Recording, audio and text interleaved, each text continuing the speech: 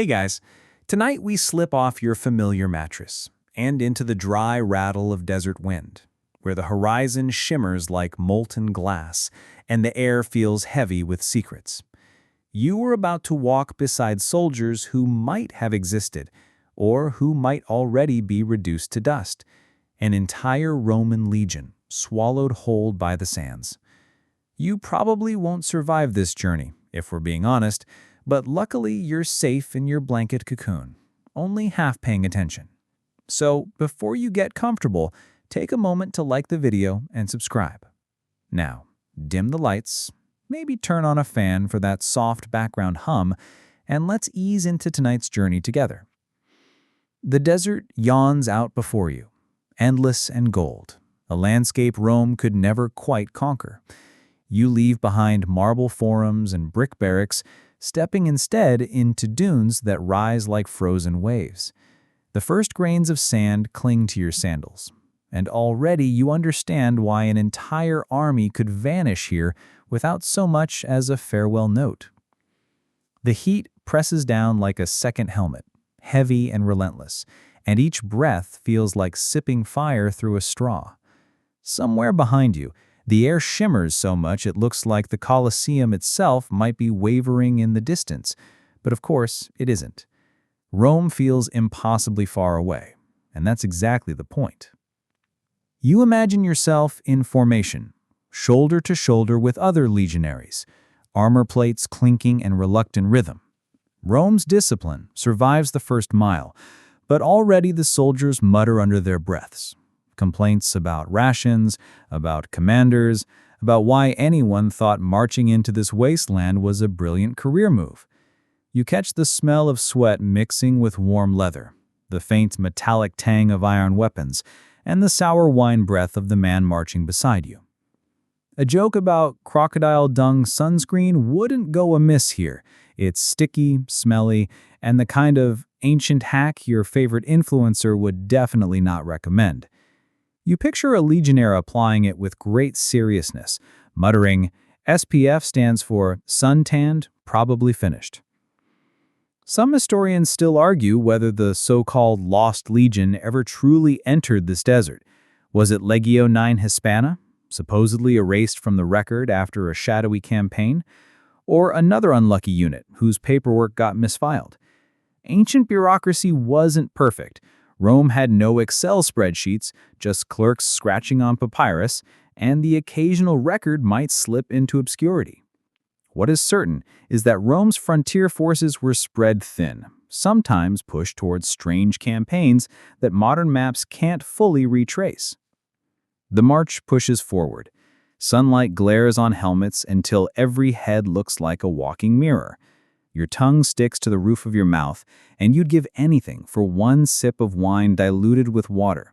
Yes, Romans actually watered their wine, partly for taste and partly because ancient water supplies weren't exactly Evian quality. Behind you, dust swirls and erases your footprints almost as soon as you make them. An army leaves no trace here. You hear your own heartbeat drumming faster than the footsteps. The officer at the front raises the standard, the great golden eagle, symbol of Rome's strength. For now, it gleams. Later, no one will be able to say whether it sank beneath these dunes or was stolen in battle. Eagles had a way of haunting Rome. Losing one was like losing your national flag, your pride, and your military reputation in one clumsy tumble. Already you wonder if the desert itself is the enemy. Armies can fight barbarians or Parthians, but no legionnaire can stab a sandstorm. The wind whips grains against your skin like invisible needles. Your nose fills with dust until even breathing feels like chewing fire. You picture the soldiers pulling scarves around their faces, muttering prayers to Mars, but secretly wishing for their mothers. There's one oddity you notice on this march: camels and the supply train. Romans weren't exactly camel enthusiasts, but they borrowed them when desperate. Horses tire in this landscape. Mules stumble, but camels roll their eyes and keep going like unimpressed Uber drivers stuck with bad passengers. This quirky detail tells you how far the legion had strayed from familiar territory. The heat brings hallucinations. You squint at the horizon and swear you see the glint of marble columns, maybe a fountain splashing cold water. Another soldier gasps, "Rome!" But of course, it's just a mirage. The desert loves to mock you, dangling what you crave most, then yanking it away like a toddler snatching back a toy. As the day drags on, you remember that Romans carried around localist bags. Basically, ancient backpacks stuffed with hard bread, cheese, and the occasional strip of dried meat. Not exactly Michelin star dining, but it kept them alive. You bite into a chunk of dry rations, crumbs sticking to your lips, and you realize your mouth is too dry to even chew properly. One soldier next to you mutters that sand tastes better than this bread. Another jokes that at least the desert comes with unlimited refills. Scholars still debate whether the legion met enemies here. Parthian archers, perhaps, striking swiftly before fading back into the dunes, or whether the desert alone wore them down, stripping away discipline until men wandered off one by one, swallowed by silence. One fringe theory even suggests that the legion wasn't lost at all, but resettled somewhere far away, absorbed into another land like sugar dissolving in tea. The truth? No one knows. And as you march, you realize that not knowing is what keeps the mystery alive. By late afternoon, the heat changes character. The sun no longer burns straight overhead, it slants, turning the sand a deeper amber, almost bronze. Shadows stretch like long fingers across the dunes. You trudge forward, knees aching, sweat now crusted into salty maps on your skin. Every step sinks slightly, so each footfall feels like dragging yourself uphill. The officer calls for a halt. Soldiers drop where they stand, groaning, unlacing their sandals to shake out stones. You sit, grateful, and look back at the line of men, once proud warriors, now slumped heaps of exhaustion. Some joke that if the enemy attacked right now, they'd just surrender for a glass of water. You hear a rumor ripple through the camp. A scouting party claims they saw strange figures on the ridge, locals maybe, or shadows shaped by wind. No one can tell. The desert has a sense of humor, always making you doubt what's real. As night approaches, the sand cools so suddenly it shocks your feet. Stars spill across the sky in impossible clarity, brighter than anything you'd see from a modern city. Soldiers collapse in circles, shields propped around them like makeshift fences. A campfire sputters, smoke disappearing instantly into the void. You lie down too, armor clinking softly, and you wonder if this will be the last night you sleep under the banner of Rome. Someone begins humming a marching tune, slow and low, until it fades into a lullaby. Another soldier tries to tell a joke, something about Caesar salads being overpriced, but his voice drifts into snores halfway through. The desert hums quietly, as if trying to lull you, and you almost forget you're meant to be chasing history's most elusive army. Almost. The morning drags you awake with no mercy. You open your eyes, and the desert is already glowing. An endless stretch of pale gold beneath a sky so bright that it makes you wince. The air is still cool for a moment, tricking you into thinking today might be easier. But you know better. You've barely shaken the sand from your cloak before the sun climbs higher, promising another day of walking inside an oven. You stand with the rest of the soldiers, stretching stiff legs. Around you, men scrape dried sweat from their armor, brush sand from their sandals, and grumble about the rations. A few of them laugh at nothing, that hollow morning laugh of people pretending they're fine. The eagle standard rises again, catching the first rays, and the march resumes. Soon, the desert begins its cruel trickery. At first, you think you see tracks ahead, faint indentations in the sand, as though an entire column has walked just hours before. The soldiers hurry, eager to believe they're following a path. But within minutes, the marks thin out, break apart, and vanish. The wind has erased them. That's the strange part about this story. How can thousands of men disappear without a whisper?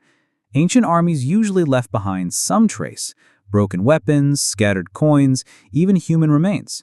But here, nothing. Dusty footprints that vanish as if the desert prefers secrets to souvenirs. Historians still argue whether the legion ever entered this desert by choice. Some theories suggest it was punished, sent here as a form of exile.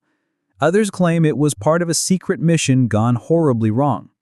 The mystery is like a jigsaw puzzle, with most of the pieces missing.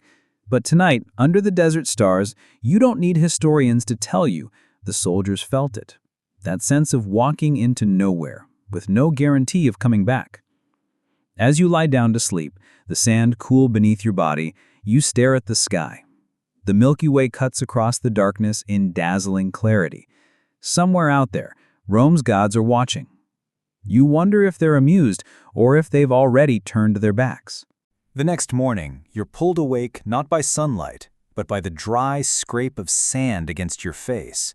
A windstorm has blown in during the night, gentle at first, then steadily harsher, until fine grains have crept into every fold of your cloak and every seam of your armor. You sit up, coughing, and realize half the camp is still shaking dust from their eyes. The desert doesn't just sit quietly while you march, it actively tries to erase you. Where you camped last night, there should be neat rows of footprints, fire pits, and scattered belongings. Instead, most of it is gone, smoothed into a blank canvas. Only the faintest depressions remain where men slept, like ghosts of bodies pressed into the earth. It's unsettling, this vanishing act. A Roman army is supposed to leave a mark. Roads, fortifications, waste pits, discarded sandals. But here, you rise in the morning and it's as if you were never there. Dusty footprints vanish almost as soon as they're made. That eerie absence is one of the reasons this mystery still puzzles modern scholars. How could thousands of men leave so little behind? The officers try to maintain order. Standards are raised, horns blare, and the column moves. You trudge up a dune, sand sliding under your feet, and when you reach the top, you stop short. Ahead lies only more dunes, crest after crest, like an ocean frozen in mid-wave. The horizon quivers in the heat, and for a moment, it feels like you're standing at the edge of infinity. One soldier mutters, "Maybe the desert has no end."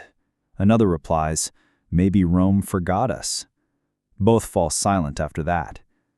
By midday, the sun is merciless. Helmets burn like stoves, so hot you could fry a lizard egg on the metal. Soldiers wrap cloth over their heads, but it barely helps. You sip from your water skin and feel how light it's become. The ration is supposed to last the day, but thirst laughs at rules. A few men sneak extra gulps and later curse themselves for it. The heat does strange things to the mind. You stare at the ground and start seeing patterns, faces, animals, shapes that vanish the moment you blink. Once you swear you glimpse a perfect sandal print in the sand, leading off alone into the distance. Did someone desert the column, or is it just another trick? Historians still argue whether desertion played a role in the legion's disappearance. Some say small groups may have broken away, trying to survive on their own, only to vanish more completely. An army relies on unity. Once that thread frays, survival chances plummet. At last, an oasis appears, or seems to. A shimmer of green, a dark spot suggesting water. The men sheer, stumbling faster, weapons forgotten in their rush. But when you arrive, it's only scorched ground with a few stubborn shrubs. The disappointment is crushing. You can feel morale leaking out of the ranks like air from a punctured wineskin. To keep spirits up, someone tells a story. It's about Alexander the Great, who centuries earlier also dragged men through deserts. Supposedly, when his troops were dying of thirst, a soldier brought him a helmet full of water. Alexander, instead of drinking, poured it into the sand so his men wouldn't envy him. Inspiring, yes, but right now the legionnaires groan at the thought of wasting even a single drop. There's a quirky note here. Roman soldiers sometimes carried tiny wax tablets for writing, and a few even doodled crude graffiti on walls or pottery. Imagine if one had scribbled in the sand during this march, "Marcus was here, 117 CE. Of course, the desert would erase it within minutes. History's delete button works faster out here than on any laptop. The column presses on. By evening, you reach a shallow basin between dunes. The air is cooler, and the men gratefully drop their gear. Fires are lit, bread is broken, and for a moment there's a sense of normalcy. A soldier sings a bawdy tune, another pretends to juggle pebbles, and laughter bubbles up like water after a drought. But beneath the cheer, anxiety grows. Scouts report no landmarks, no rivers, nothing resembling the maps they were given. It feels like you're walking deeper into nowhere. As darkness falls, you stare again at the footprints leading out from camp. Already the wind licks at them, erasing the trail as though it never existed. You wonder, is this what will happen to the entire Legion? That someday people will argue whether you ever were here at all? The thought lingers as you drift to sleep, sand whispering around you, a constant reminder that memory itself can be buried. You wake the next morning with sand stuck in your eyelashes, because of course the desert never respects the concept of personal boundaries. Your bedroll feels like it's filled with gravel, though you're fairly sure you shook it out the night before. The sky above is painfully bright, a sort of merciless white-blue dome that doesn't care how thirsty you already are. You sit up, brush grains from your face, and glance toward the long, stretched line of legionaries moving off in the distance. They're already trudging again, boots grinding into the sand. And you fall in line, because that's what you do here. The desert has no patience for latecomers. You shuffle forward, your feet dragging, every step feeling like a reluctant agreement between body and earth. The rhythm of marching is hypnotic, even soporific, except for the constant jabs of discomfort, the leather straps biting into your shoulders, the canteen that sloshes with less water each day, the wind that blasts grit against your cheeks. Every soldier around you knows the supplies are fading. You don't talk about it much. You just feel it. The bags of grain get lighter, which should be good news for your back, but somehow isn't. It means trouble. The Romans were obsessive logisticians, no surprise there. They designed roads across Europe, supplied outposts with clockwork precision, and moved legions like mobile cities. But in this desert, the math is trickier. Historians tell us a Roman legion could consume over 60,000 pounds of grain per month. Imagine trying to drag that across shifting dunes where carts bog down and mules collapse under the heat. Yeah, not exactly Amazon Prime delivery out here. The morning drags into noon. You squint up at the burning sun and remember that little quirky tidbit about ancient sunscreen. Egyptians used mixtures of rice bran, jasmine, and crocodile dung to block the rays. If you had a jar of that stuff right now, you'd smear it on without hesitation. Gross, sure, but so is peeling like a roast chicken after 3 days. You lick your cracked lips, imagining a smear of anything cool. Even swamp muck would feel like luxury spa treatment. By midday, the column halts in the thin shadow of a rocky outcrop. It's not much shade, but the legion packs in like sardines, trying to stretch what little relief exists. The quartermasters hand out rations, thinner now than last week. A small piece of bread, a gulp of water that feels more insulting than helpful. You can almost hear your stomach booing like a disappointed theater crowd. Here's a fact to chew on, literally, since there's no other food. Roman soldiers often ate a kind of hard biscuit called buccellatum. It was essentially ancient hardtack, a cracker so dense it could break teeth if you weren't careful. It was designed to last forever, which is comforting only if you like the idea of your lunch surviving an apocalypse. You gnaw at the bread and pretend it's something delicious. Spoiler, it's not. As you chew, the desert wind picks up. Sand scours across your exposed skin, sneaking under your tunic. Someone mutters a curse beside you, and you laugh, softly, though it comes out more like a croak. The humor helps, so does distraction.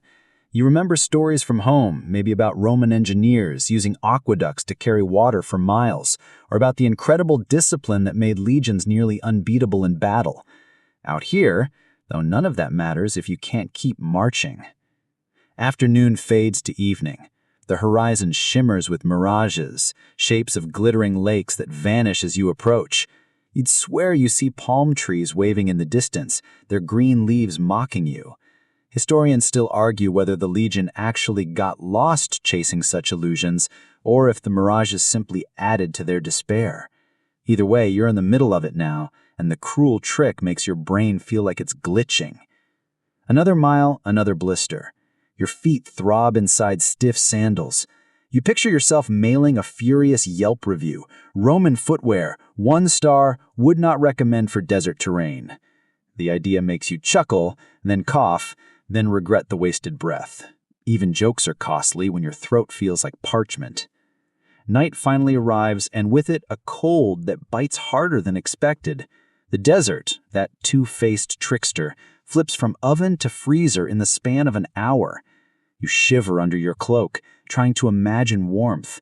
Maybe you fantasize about being back in a Roman bath, soaking in perfumed oils, gossiping about politics, instead of spooning the cold earth. Your teeth chatter in Morse code, maybe spelling out, whose idea was this expedition anyway? Sleep doesn't come easy. Your belly complains, your body aches, and your mind wanders. You picture the dwindling supply wagons, the worried whispers of centurions. You picture the maps spread out by firelight, commanders debating which way to march. Did they underestimate the distance? The heat? Did someone miscalculate? Or worse, mislead? Historians still argue whether the legion was betrayed by bad intelligence, lured into the sands by enemies, or simply undone by nature itself. But out here on the fire, the debate doesn't matter.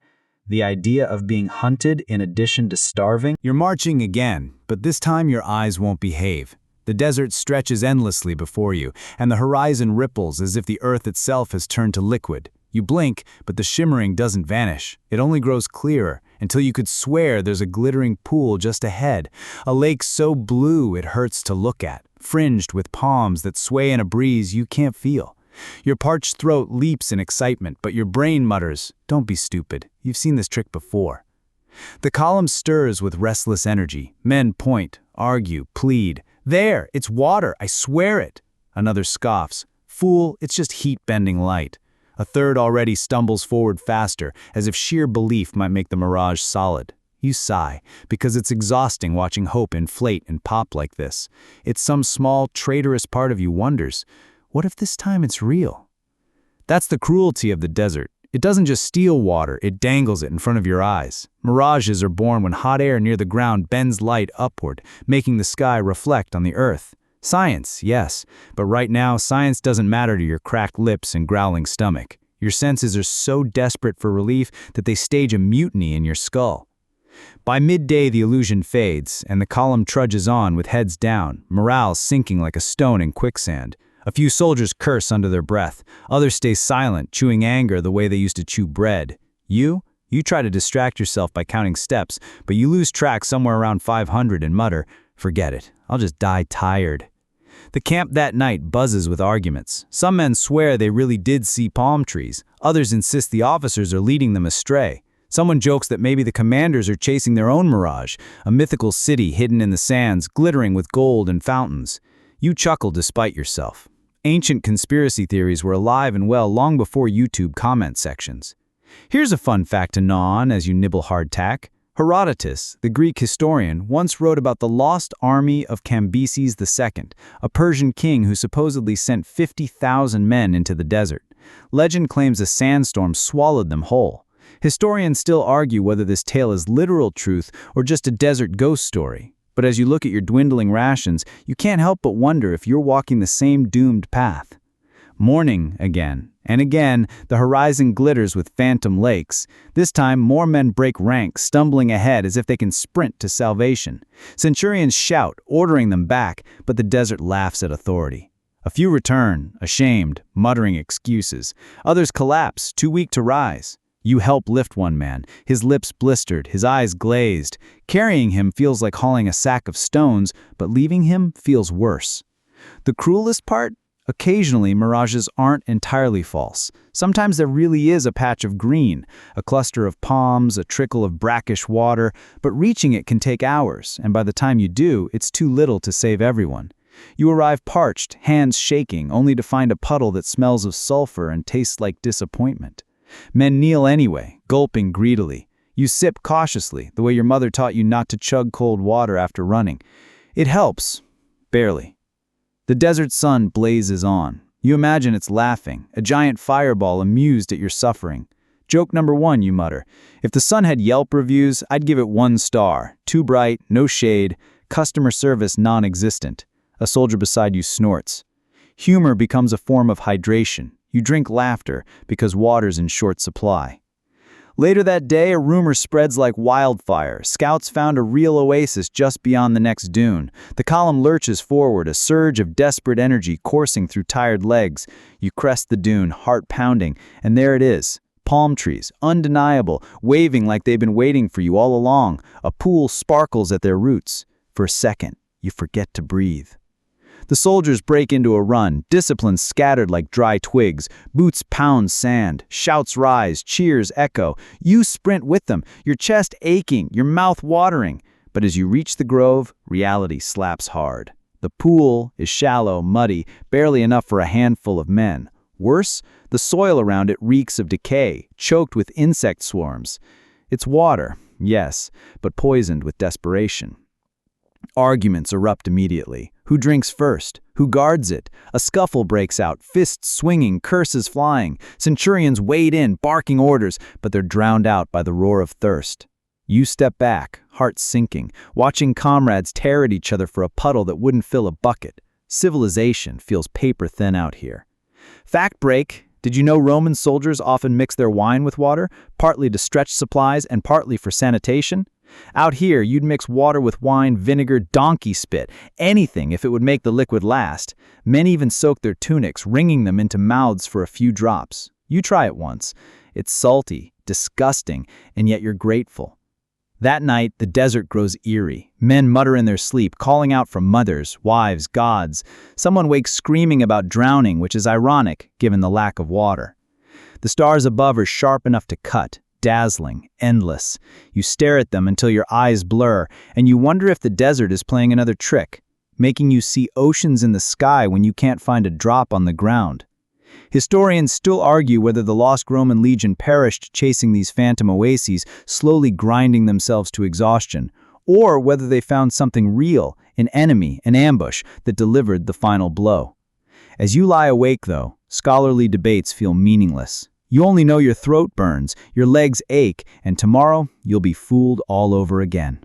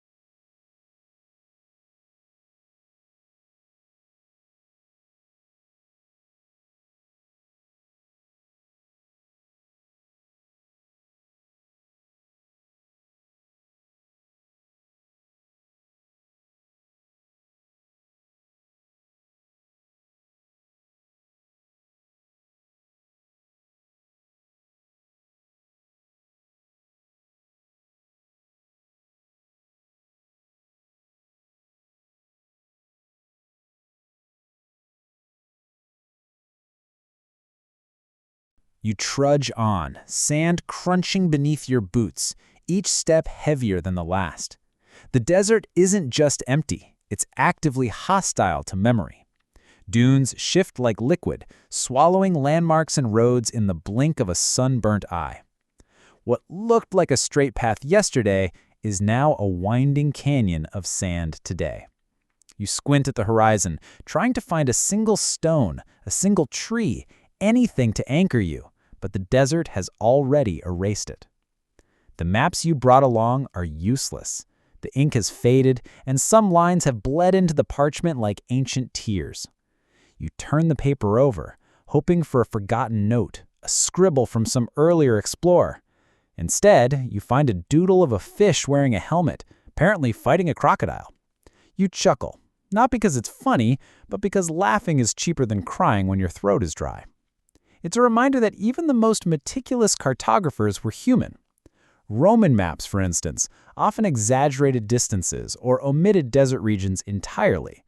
Sometimes entire stretches of sand were labeled terra incognita, unknown land, which is both accurate and terrifyingly vague. You wonder if the people who drew those maps ever actually walked the deserts or just doodled from the safety of taverns. Ahead, a dune rises taller than anything you've crossed today. Its peak is sharp, cutting a perfect silhouette against the blazing sun. You start the ascent, feeling the grain slide under your feet. Halfway up, you stop, out of breath, and notice something strange. A small stone tower, almost swallowed by sand, jets from the slope. It's not on any map. Your pulse quickens. You lean closer, brushing sand away to reveal inscriptions etched into the stone, faded to the point of being illegible, but unmistakably human. A fringe tidbit pops into your mind. Some explorers believe that certain desert markers, like isolated stones or cairns, were left intentionally as traps for armies, signals that led invaders into ambushes or mirages. You chuckle, not because it's funny, but because laughing is cheaper than crying when your throat is dry. It's a reminder that even the most meticulous cartographers were human. Roman maps, for instance, often exaggerated distances or omitted desert regions entirely. Sometimes entire stretches of sand were labeled terra incognita, unknown land, which is both accurate and terrifyingly vague. You wonder if the people who drew those maps ever actually walked the deserts or just doodled from the safety of taverns. Ahead, a dune rises taller than anything you've crossed today. Its peak is sharp, cutting a perfect silhouette against the blazing sun. You start the ascent, feeling the grain slide under your feet. Halfway up, you stop, out of breath, and notice something strange. A small stone tower, almost swallowed by sand, juts from the slope. It's not on any map. Your pulse quickens. You lean closer, brushing sand away to reveal inscriptions etched into the stone, faded to the point of being illegible, but unmistakably human. A fringe tidbit pops into your mind.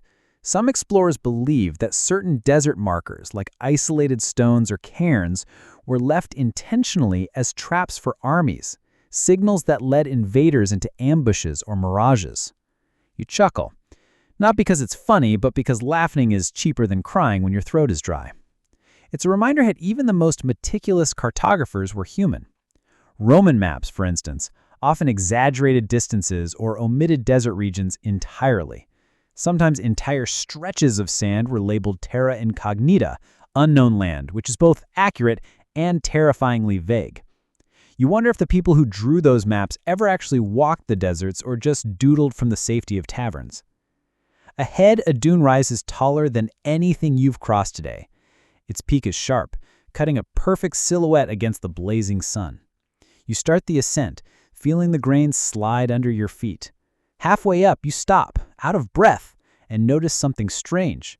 A small stone tower, almost swallowed by sand, juts from the slope. It's not on any map. Your pulse quickens. You lean closer, brushing sand away to reveal inscriptions etched into the stone, faded to the point of being illegible, but unmistakably human. A fringe tidbit pops into your mind. Some explorers believe that certain desert markers, like isolated stones or cairns, were left intentionally as traps for armies, signals that led invaders into ambushes or mirages. You chuckle, not because it's funny, but because laughing is cheaper than crying when your throat is dry. It's a reminder that even the most meticulous cartographers were human. Roman maps, for instance, often exaggerated distances or omitted desert regions entirely. Ahead, a dune rises taller than anything you've crossed today. Its peak is sharp, cutting a perfect silhouette against the blazing sun. You start the ascent, feeling the grains slide under your feet. Halfway up, you stop, out of breath, and notice something strange. A small stone tower, almost swallowed by sand, juts from the slope. It's not on any map. Your pulse quickens. You lean closer, brushing sand away to reveal inscriptions etched into the stone, faded to the point of being illegible, but unmistakably human. A fringe tidbit pops into your mind. Some explorers believe that certain desert markers, like isolated stones or cairns, were left intentionally as traps for armies, signals that led invaders into ambushes or mirages. You chuckle, not because it's funny, but because laughing is cheaper than crying. You continue forward. Every step seems to dissolve the trail behind you, as if the desert itself wants to pretend you never existed. You try to mark your path, scratching lines in the sand with a stick, but wind gusts erase them almost immediately. You realize that following maps here isn't a matter of skill, it's a matter of survival, intuition, and stubborn refusal to accept the desert's erasure. Historians still argue whether the lost Roman legion vanished due to heat, thirst, or simply losing their bearings on unreliable desert charts. Looking at your tattered map, you feel a pang of empathy for those men. One wrong turn, one shifted dune, and they could vanish forever. And now, in a strange way, you understand how desert myths are born. Night comes swiftly. Shadows stretch long across the dunes, creating false valleys and phantom ridges. You squint, trying to decipher your bearings, but every rock, every slope looks like something else. You pause. A joke escapes your lips, quiet but necessary.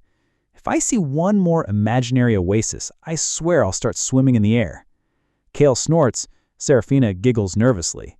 Humor, you realize, is just another survival tactic. By midnight, your map is almost entirely unreadable. Lines have faded to a blur, ink is cracked and flaked away. You fold it carefully, whispering apologies to the explorers who once trusted it.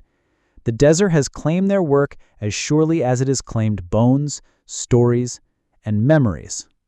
Every landmark once marked is now only legend, every route only myth. You stumble upon a ridge and pause, gazing at the horizon. Faintly in the far distance, the sand forms unnatural shapes, what could be the remnants of an ancient road, or a series of long-forgotten walls. You squint. Maybe it's real. Maybe it's another trick. Part of you hopes it's real, just enough to keep going. The companions exchange glances. Kale's jaw is tight. He seems both fascinated and wary. Serafina's eyes sparkle, the mage's curiosity already battling caution. Thalos mutters something about cursed stonework and refuses to touch it, which you secretly admire. You continue forward. Every step seems to dissolve the trail behind you, as if the desert itself wants to pretend you never existed. You try to mark your path, scratching lines in the sand with a stick, but wind gusts erase them almost immediately. You realize that following maps here isn't a matter of skill, it's a matter of survival, intuition, and stubborn refusal to accept the desert's erasure. Historians still argue whether the lost Roman legion vanished due to heat, thirst, or simply losing their bearings on unreliable desert charts. Looking at your tattered map, you feel a pang of empathy for those men. One wrong turn, one shifted dune, and they could vanish forever. And now, in a strange way, you understand how desert myths are born. Night comes swiftly. Shadows stretch long across the dunes, creating false valleys and phantom ridges. You squint, trying to decipher your bearings, but every rock, every slope looks like something else. You pause. A joke escapes your lips, quiet but necessary. If I see one more imaginary oasis, I swear I'll start swimming in the air. Kale snorts. Serafina giggles nervously. Humor, you realize, is just another survival tactic. By midnight, your map is almost entirely unreadable. Lines have faded to a blur, ink is cracked and flaked away. You fold it carefully, whispering apologies to the explorers who once trusted it. The desert has claimed their work as surely as it has claimed bones, stories, and memories. Every landmark once marked is now only legend, every route only myth. You stumble upon a ridge and pause, gazing at the horizon. Faintly in the far distance, the sand forms unnatural shapes, what could be the remnants of an ancient road or a series of long-forgotten walls. You squint. Maybe it's real. Maybe it's another trick. Part of you hopes it's real, just enough to keep going. The companions exchange glances. Kale's jaw is tight. He seems both fascinated and wary. Serafina whispers, "It's Night drapes itself across the desert like a velvet blanket, soft and silent, yet alive with subtle, almost imperceptible sounds. You trudge forward, boots sinking into cold sand, muscles screaming, lungs tasting dust and lingering warmth. Each step is measured, careful, because the desert, though calmer at night, isn't forgiving. You feel a vibration in the air, a hum that isn't wind, but something more, something ancient. You pause, hand shielding your eyes from the faint glow of moonlight. Shadows twist unnaturally across dunes, creating shapes that almost resemble figures. But are they? You can't tell. You feel as though the desert itself is breathing, exhaling whispers carried over miles of sand. They are faint, unintelligible, yet familiar. Could it be the voices of those who vanished long ago, the lost Roman legion murmuring secrets to anyone who dares listen? Historians still argue whether travelers truly heard whispers in the desert or whether extreme fatigue and isolation created auditory hallucinations. You feel both possibilities simultaneously. Your companions are quiet, each lost in their thoughts, ears straining. Kale's usually confident demeanor has softened. Serafina's eyes flick nervously, catching shadows that aren't there, or are they? Fallows simply mutters complaints about deserts and ghosts, but you detect a tremor in his voice that betrays unease. A quirky tidbit drifts through your mind.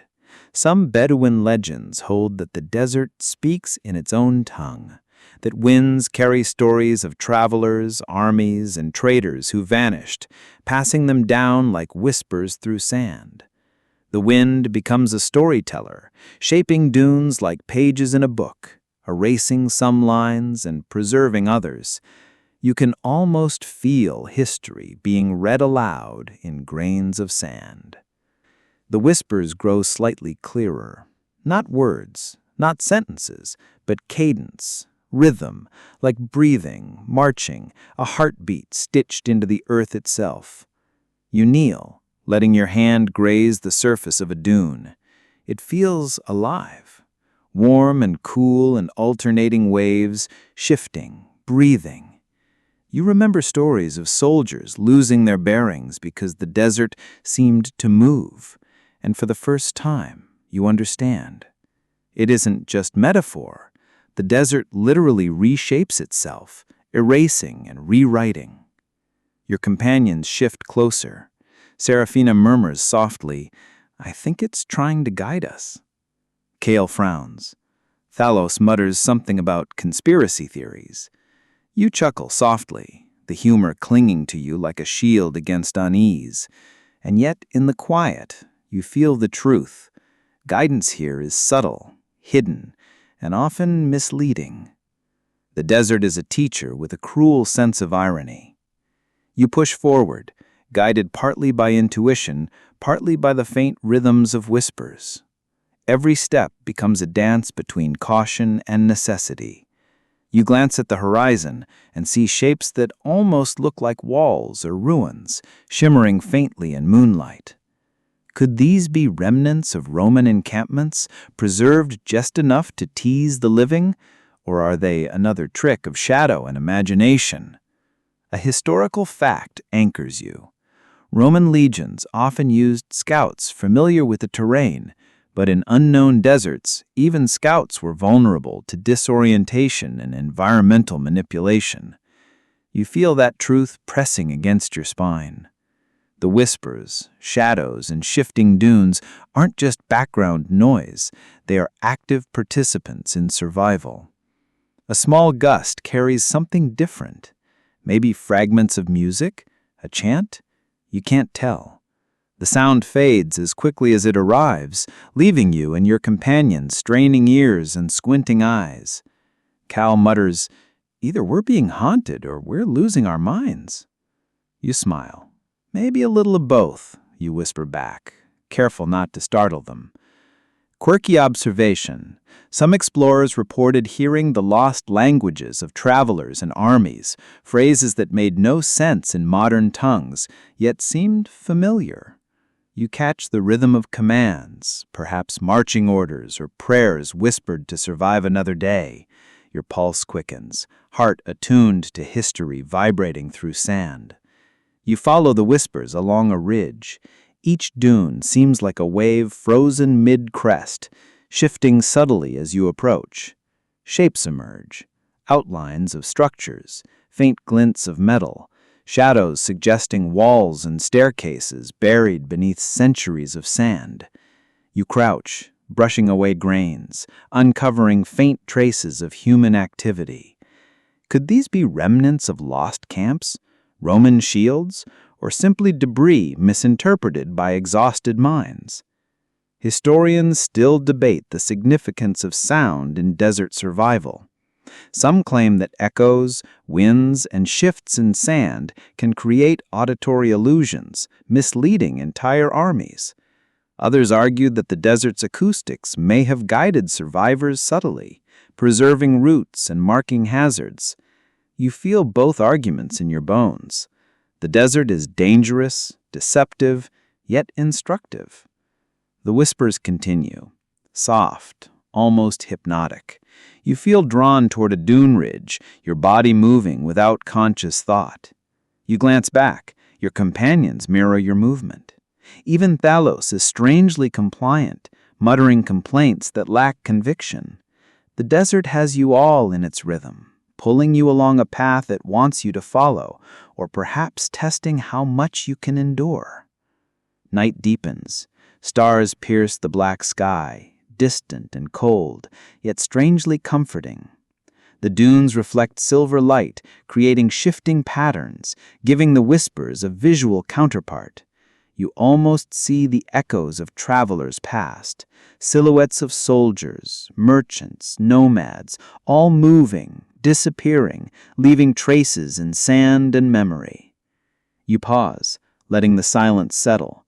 The whispers become faint again, receding, leaving only the soft sound of wind across sand. You realize the desert's language is subtle. It teaches without words, guides without maps, and preserves history while erasing individuals. Every lost legion, every vanished traveler, every abandoned camp